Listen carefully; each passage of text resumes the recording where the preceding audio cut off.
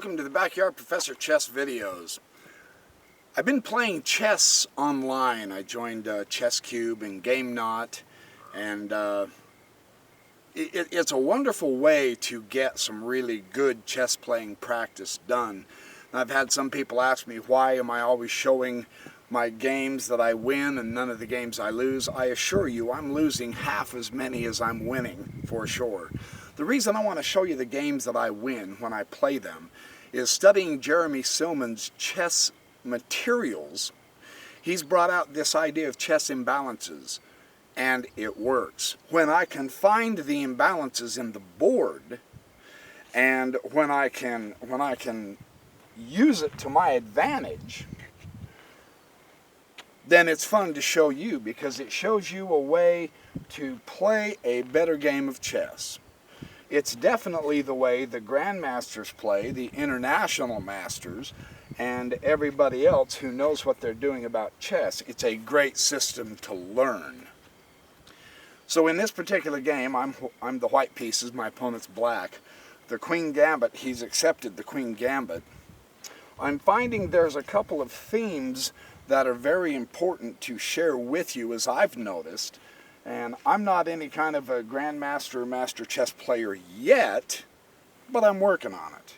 And the more I practice, the more I recognize the imbalances in the positions, and I'm able to utilize those imbalances, then I'm able to play a better game of chess, and I'm going to pass that knowledge on to you. This is basically my journey to chess masterhood.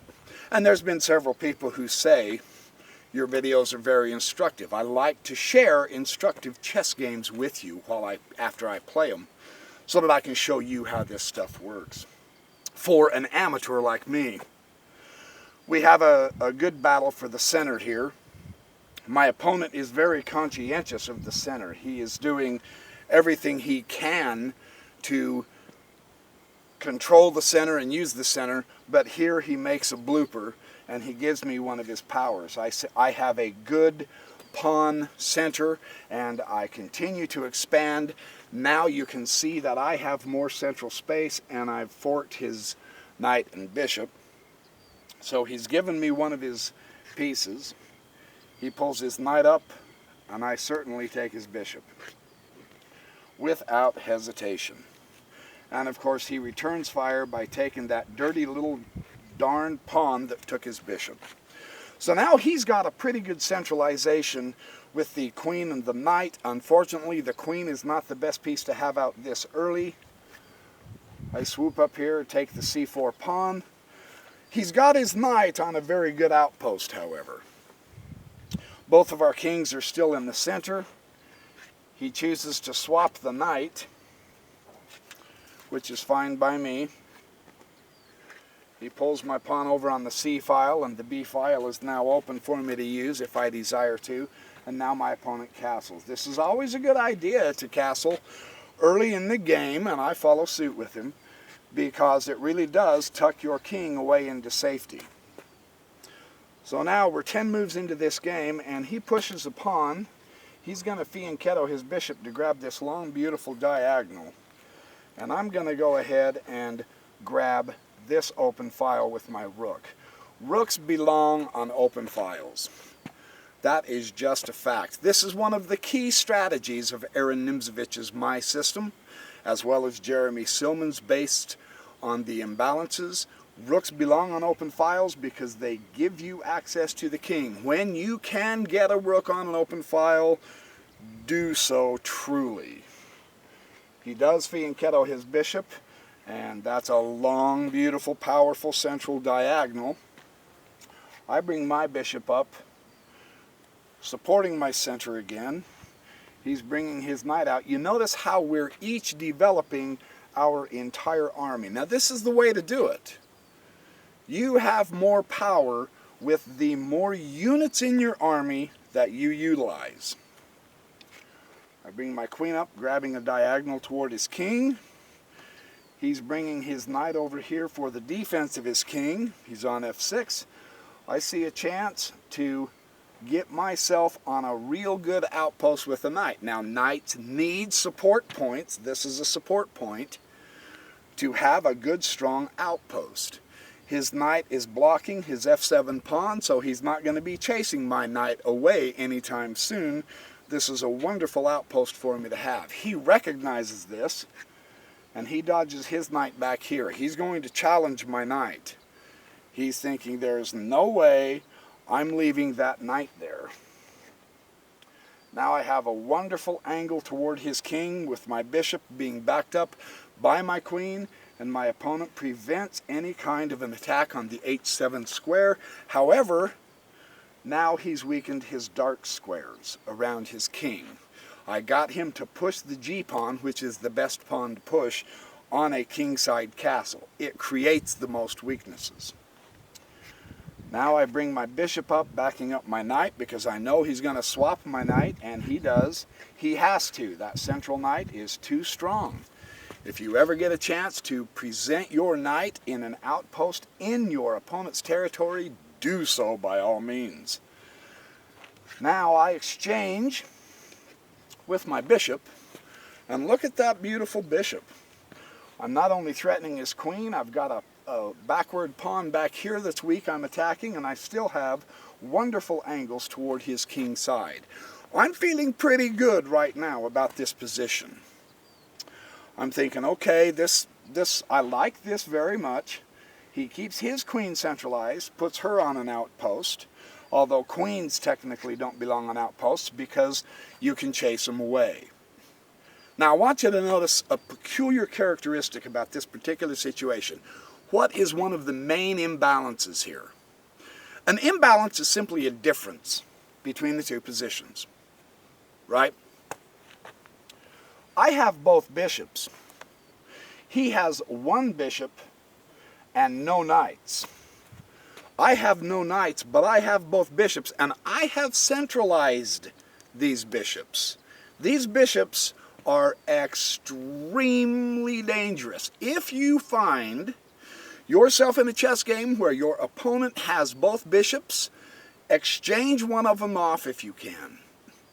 He needs to use this bishop to exchange one of my bishops off. The reason I push this bishop here is because his queen is backed up by this bishop, and he's threatening to come down here and go checkmate on me.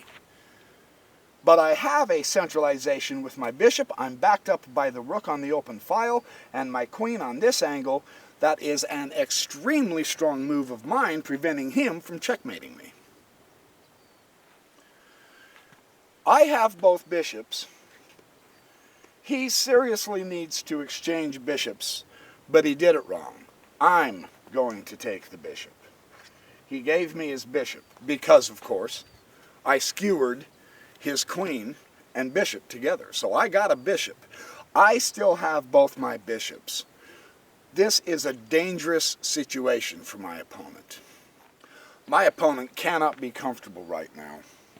He brings his rook over here to his semi-open file, supporting his queen, backing his queen up, because of course I'm starting to control squares back here on his 8th rank with my bishop, and I scoop my rook up here. Now I'm getting ready to go do a kingside attack. This particular situation of the board says kingside attack. I'm reading it that way. My angles toward the king are here. I've got this wonderful diagonal there. He pushes this pawn. Again, he is trying to undercut my center, which is giving me terrific support here. I'm essentially blocking him in with my bishops. So he has to attack that center. I centralize my queen even further with greater strength. Total power, and of course, he takes the pawn. This is one of the things you have to try to do if your opponent gets a strong center, is you must try to undercut it. Well, I use my bishop instead of my pawn to exchange. Now my angles, my files, and my diagonals are extremely strong. He knows this, so he's trying to attack my bishop. He says, well, I've had enough of that bishop, but I see a target. There is an undefended queen right there. So I drop my bishop down here to c6, and I'm attacking his queen. Now he has to pay attention to his queen, and of course, he brings his queen over to the bishop. Here is where things get interesting. If I'm going to scoot my rook over and bring my other rook up, and I've got my queen and my bishop angles, etc., against this king, I have to block his king in. So I bring my bishop up here to f6. And now these two pawns are already pushed past the point of threatening to take my bishop, so I can leave him right there. And I block him in, keeping his f7 pawn right there. This is called an Alekan block. It's a very effective strategy when you can implement it. I am now closing in on his king. He's trying to give his queen support to get rid of that cockeyed bishop. And I agree with him. I say, well, yeah, that's pretty good. I'm going to drop my bishop back. I don't want to lose that bishop. I'm going to try to use that bishop in an attack here, so I want to keep him. I have completely disrupted his board. He wants me to bring this bishop up. He wants me to take the rook, but I have something better in mind, I think. I hope. I'm going to go on a direct attack against his king. I swing my rook over, and that's a very important swing over. He recognizes that now I've really got him in some pressure. I also bring my other rook over here to the D file. Look at that long, beautiful, gorgeous open file. When you have rooks and you see an open file like this, absolutely take advantage of it. The correct chess strategy is going to be control the file. There's no question about that. He is also trying to control his file as best he can, but he has to threaten that bishop. He has to somehow get rid of this extra power coming at him. And I bring my queen over here to h8, h4. Now I have a dominant attack against the king. It's going to be checkmate soon if he doesn't do something. The only thing at this point that he does is push the pawn. I personally think he should have brought his queen over here and challenged the queen. He should have tried to exchange queens, but he's down the exchange. I have 5 units here. He has 3. So he's really not in a position to exchange down, and I am. And I still have both of my bishops, and they're wreaking havoc. I can ignore his threats of taking my pieces, and I can go ahead and build up and conduct an attack against his king. You see how that works? One of the keys is having the lanes and the files open. The files and the ranks, I should say. Now, I bring my bishop up to here threatening his rook. I also control a couple of key points on his 8th rank. He brings his rook up, taking it out of danger. And now I get to show you the real beauty of having both bishops in an end game. When your opponent has both bishops, you really need to try to change out one of them, because now I can go to here and I've got his queen attacked and I've got his rook attacked and I've got a powerful thrust toward here. He drops his queen down to take the pawn.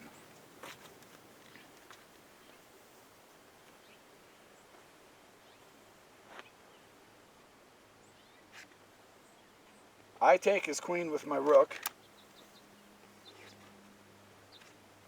He takes my rook with his rook. He's trying to stop from getting completely wiped out because of those bishops absolutely dominating his 8th rank right out there in the open. And now I bring my queen to here, and he can see that the checkmate is coming, so he's trying desperately to get something going. I bring my bishop over to f6. He's going to bring his rook up to here to threaten my queen. Now at this point, he has to try to do something. Do I have to react to the threat of his rook against my queen? Do I have to come down here and dodge out of safety? Absolutely not. I can continue on with my attack against my opponent. Here he puts his rook on a beautiful support point, threatening my rook and my bishop, but it's too little too late. I can simply pull my queen to here and go checkmate. So the lessons of the open files, the power of the open files in the ranks and speedy development is obvious in this game. I have another game I want to show you that really powerfully demonstrates the importance of the open files, where me and my opponent fight like cats and dogs over the open files, and properly so.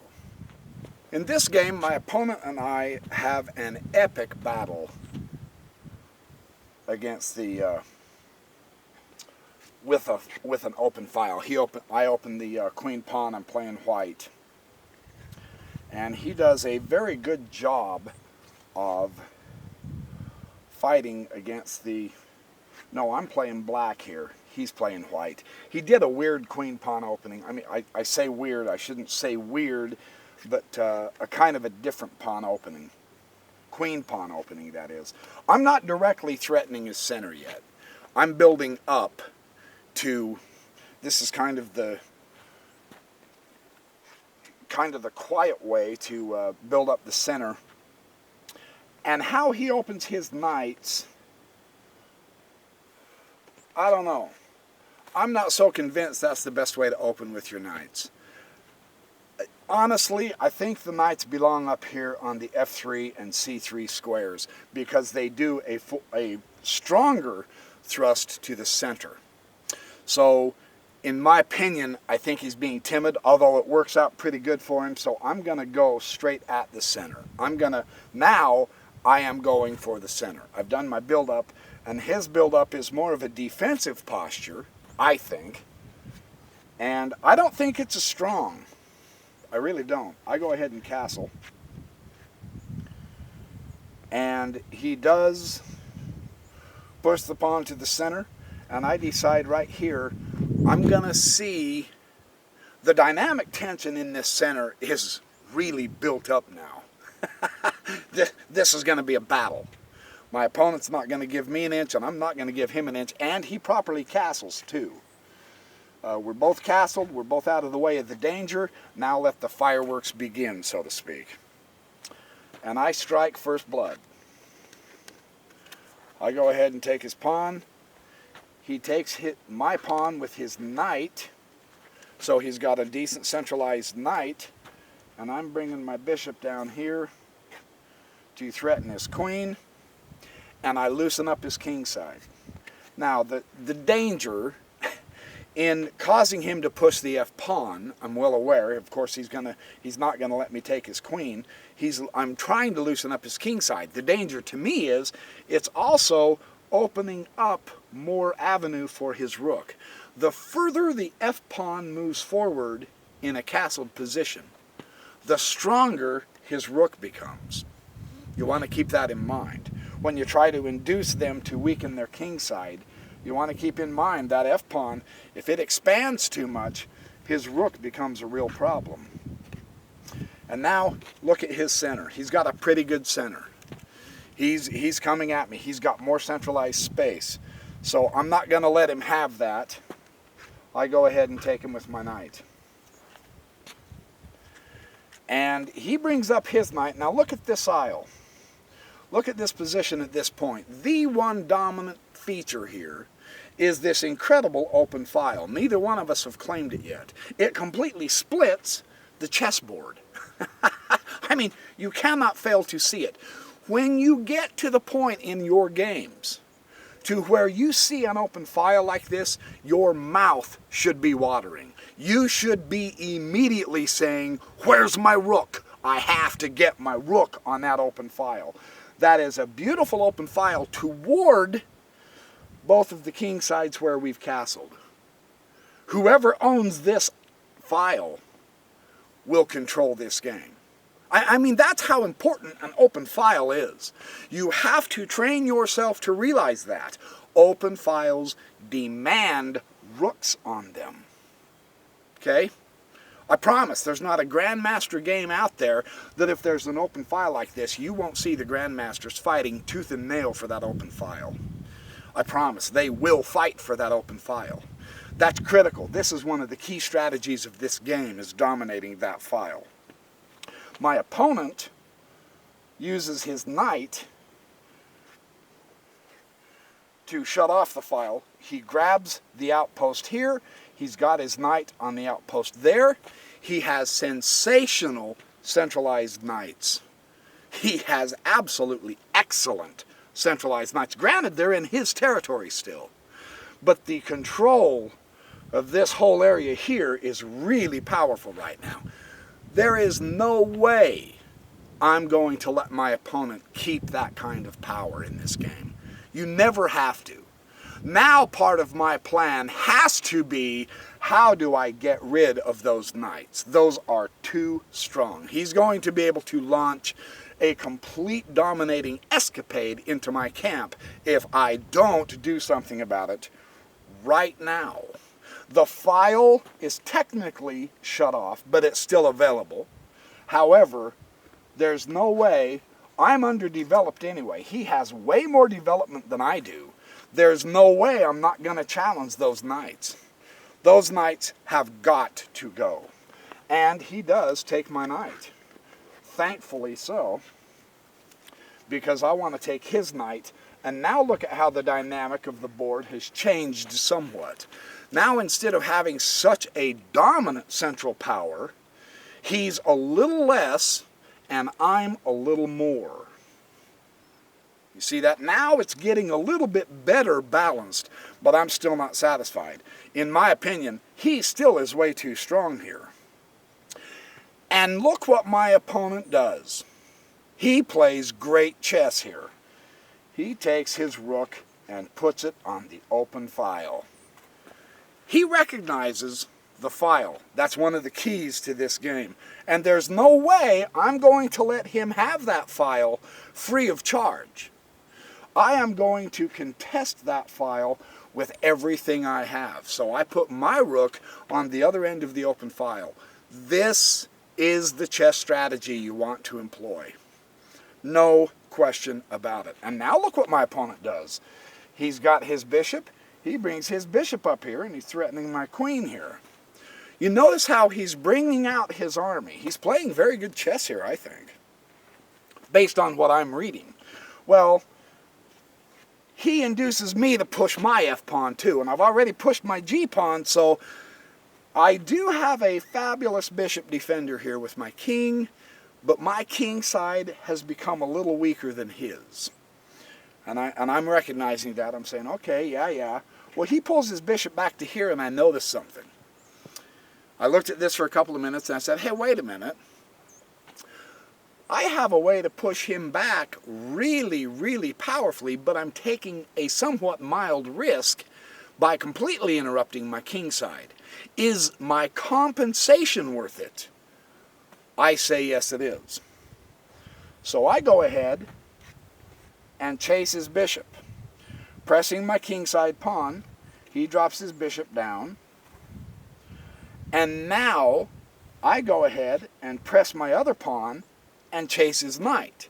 I have somewhat of a pawn roller here that I'm pushing him back and I'm kind of crowding him back, unfortunately for me, or fortunately for me, however you want to look at it.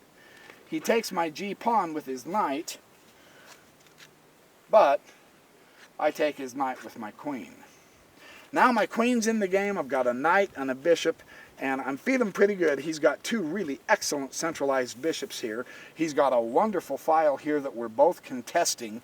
You notice there's no way I'm going to give him that open file. Not a chance. He is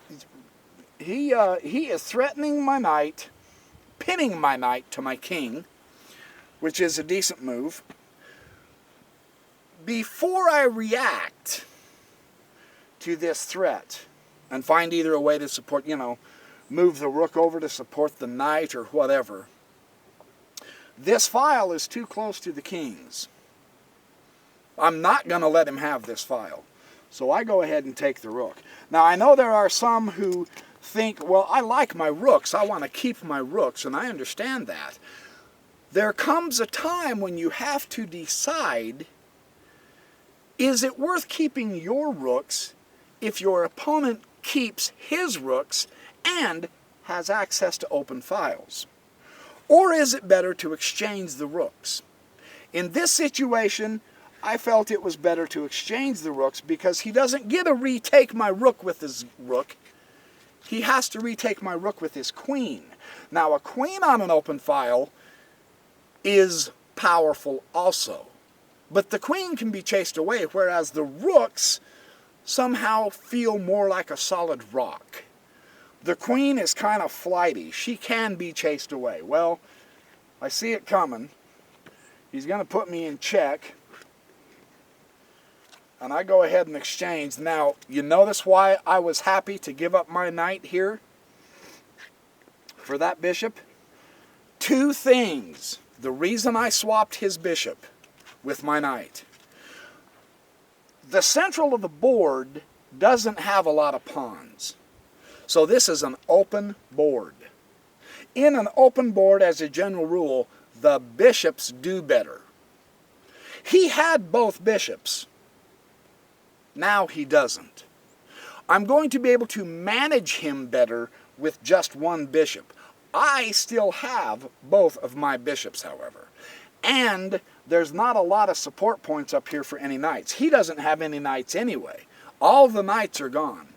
My advantage, the imbalance, I'm pointing it out to you, is I have both minor pieces. He only has the one.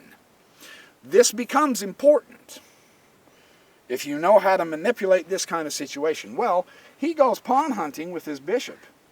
Absolutely. Take the pawn. He's got a target. That's an undefended pawn.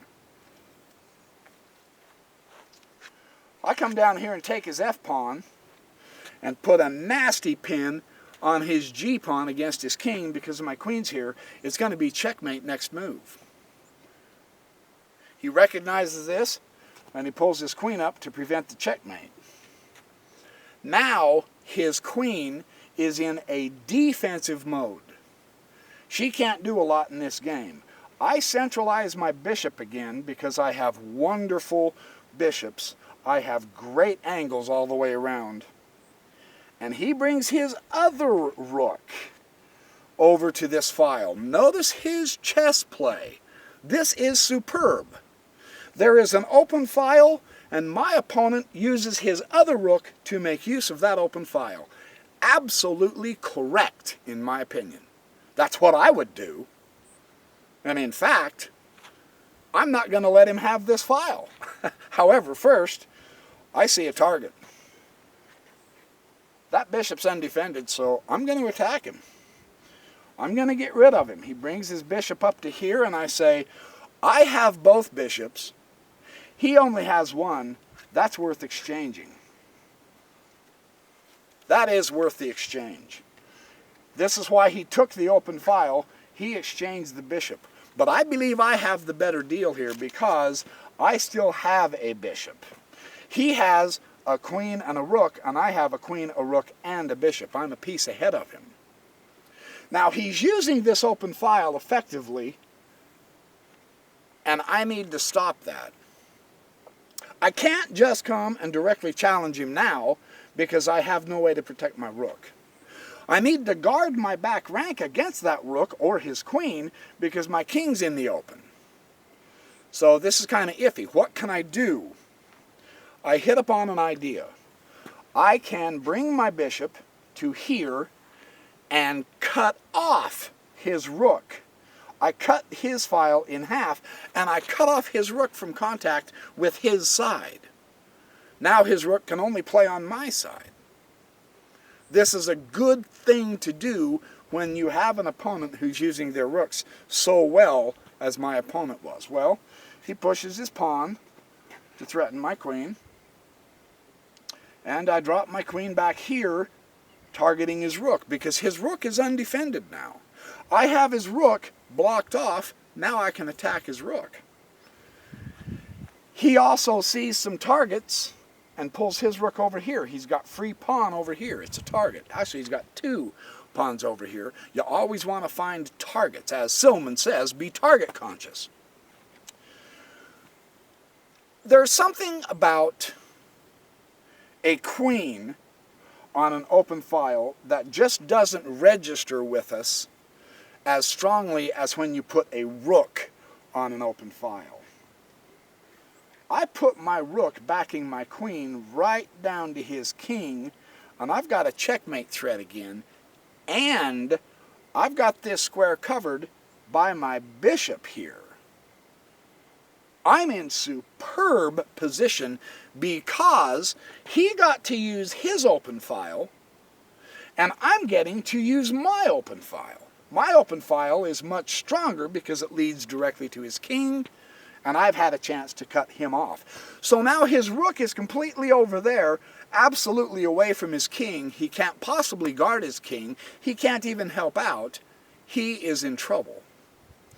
That's the value of paying attention to open files. You have to pay attention to them and use them, or prevent your opponent from using his open files. Rooks are valued at 5 points for a reason. The minor pieces, the bishops, and the knights, they're 3 points each. But a rook is 5 points. Use your rooks when you can. Bring those rooks into the action and use them on files and ranks. It's absolutely critical. It's so critical that simply moving my rook to here, my opponent zipped over here, took this pawn, and then he resigned. At this point, he lost. Well, I'm going to take his rook with my bishop, and his queen can't. He lost already. If I was to respond this way, there's no way he can bring his queen up here to take the bishop anyway. Now I can pop my bishop down to here, too. You see the value of the open files, wherever they are. This is an important chess strategy that is, in many instances, it makes the complete difference between winning and losing a chess game. So thanks for watching my videos. I hope you're getting some good instruction out of them. I enjoy making these videos for you guys because it reinforces it in my mind, and it's fun for me to do. I mean, it's pure hedonistic pleasure as far as that goes for me. I enjoy these. I know a lot of you have said you're beginning to enjoy them. I hope you continue enjoying them. I am getting better. See, I'm videoing my journey to my master rating with these videos. I just started seriously studying chess and playing chess in July. So I've been at it a couple of months, and I am already seeing differences in my chess abilities and what I'm seeing on the board. I'm beginning to recognize the imbalances better and easier. It's one thing to recognize them. It's another whole ball game to be able to put them to use. And that's where chess practice comes in. That's why you play a lot of chess, so that you can learn. And the games you lose, you learn how to win. But you will lose, and you will win. The advantage of the Silman system that I'm explaining to you in my games as I am able to use it is that it will hopefully help you win a little more often. So thanks for watching my videos. And I will see you in the next video. In the meantime, happy checkmating.